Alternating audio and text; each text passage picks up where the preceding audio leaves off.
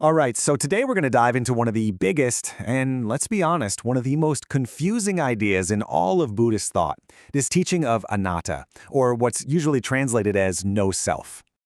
And right out of the gate, we run into the central paradox, don't we? It's the question everyone asks. If there's no self, then who is here, right now, watching this? Who's doing the thinking and the feeling? It feels like it makes no sense at all, but hang in there. We're going to spend our time together digging into that exact question. So, to get started, let's just look at the self that we all kind of walk around with every day. We all have this feeling that there's a little CEO in our head, sitting in a control room, making all the decisions. I mean, think about how we talk. We say things like, I am angry, or I've always been a nervous person. We just assume, without even thinking about it, that there's this solid, continuous me at the center of it all, who owns our feelings and directs the whole show. But is there? Okay, before we go any further, and this is really important, we have to clear up some major misunderstandings. Because this idea of no self can sound pretty nihilistic, even scary at first. So let's be really clear about what it does not mean. First off, this is not saying you don't exist. Of course you exist. You're here. And your experiences, your happiness, your sadness, your thoughts, they are 100% real. The teaching is just asking us to look a little closer at the nature of how you exist. This is a big one.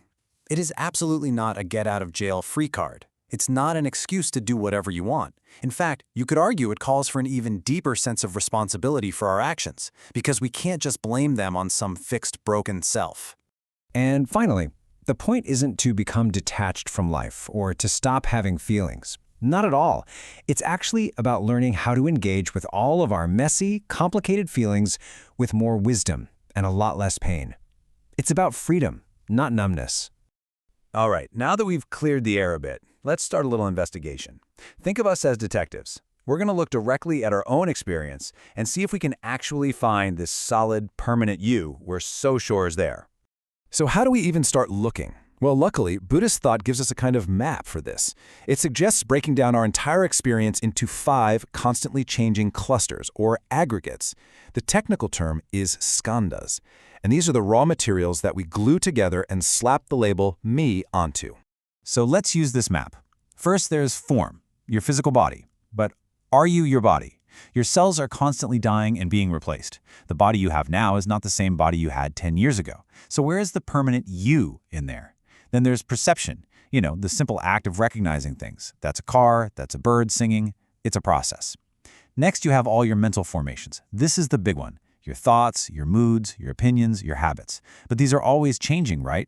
And finally, you have consciousness, just the raw awareness that all this is happening. But even that is always dependent on the other things.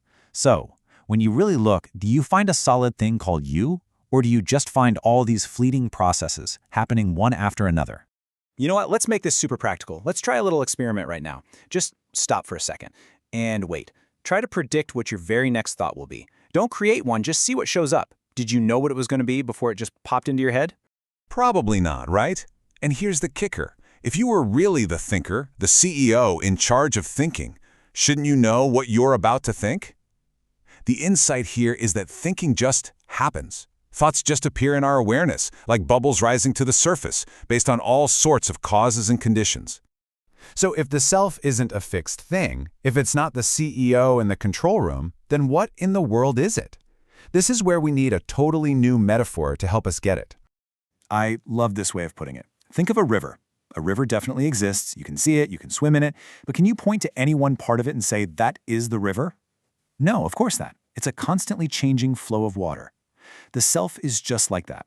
It's not a noun. It's a verb. It's a constant process of selfing, not a static self. And you can see how this little shift changes everything. Look at the left side. I am angry. It's like a prison sentence, isn't it? It defines your whole being. But now look at the right. There is anger arising.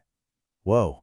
Suddenly there's space. The anger is just a weather pattern passing through. It's an experience, not an identity.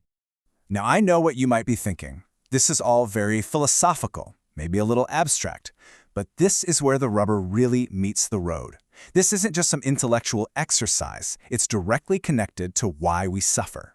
Right? So what? Who cares if I think of myself as a noun or a verb? Why does it even matter? Well, it matters a lot, because holding on so tightly to the idea of a fixed, separate self is the source of so much of our daily anxiety and pain. I mean, just think about it. When we believe there's this solid me we have to protect, look what happens. We get super defensive when someone criticizes us. We're constantly comparing ourselves to other people's selves. We feel deep shame when we fail because we think it means our core being is flawed. We're terrified of things that might diminish this self. It is absolutely exhausting. But what happens if we just stop? What happens when we start to loosen that white-knuckle grip on our idea of who we are? Well, what happens is we discover a kind of freedom, a real, practical liberation. And this quote just nails it, doesn't it? Imagine all the energy you spend every single day defending your ego, protecting your story of who I am. Realizing there's no fixed self is like laying down all your armor and realizing the battle was imaginary all along. The sense of relief is just immense.